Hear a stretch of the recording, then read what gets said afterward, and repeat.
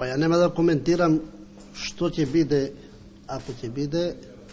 Членот 75 од Уставот на Република Македонија е јасен и по повторното гласање со мнозинство гласови од вкупниот број пратеници во собранието, што е случајов со законот, председателот на Републиката е должен да го потпише указот за прогласување на законот. Воспротивно ги крши уставните одредби. Постои тоа така наречено джебно вето што го викаат правните експерти, односно воопшто да не се изјаснува, иако тој веќе се изјасни. Така го викаат правниците. Па јас сега не се оптеретувам кој што како се вика работиве.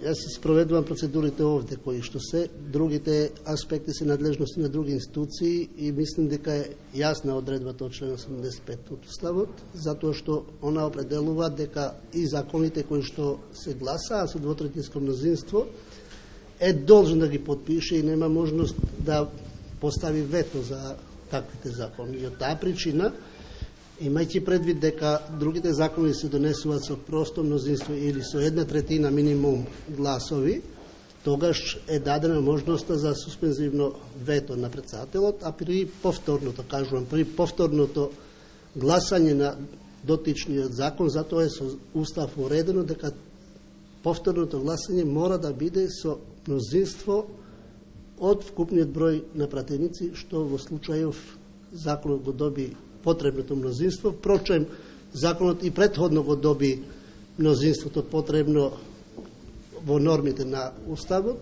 останува обврската уставна тоа да се спроведе. И уште едно прашање поврзано со тамошната работа на парламентот. Вчера излези ВМРО ДПН со преку председателот Мицковски. Очекувате ли тие да се вратат во собрание, односно да учествуваат во натамошната работа на собранието? Таму одржувате вие често координацијата, каква е состојбата на тоа поле?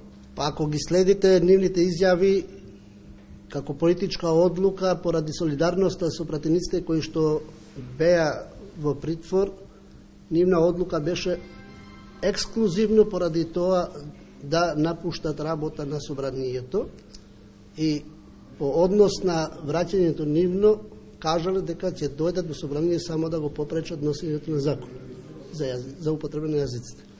Во тој контекст сметам дека причината за излегување нивно од собранието не е процедурата за носење на закон, него е солидарноста со пратениците кои што потпадна под удар на правните процедури по однос на настаните од 27 април. И тоа значи, откако ќе се создават тие услови кои што они очекуваат да се создават, па ќе се вратат. Тоа, впрочем, и вчера го кажа дека тие немаат намера да попречат реформскиот процес на државата, него целта им било да го попречат носењето на закон. Како ги коментирате најавите дека ќе ви поднесат кривична прижива? Не коментирам такви најави.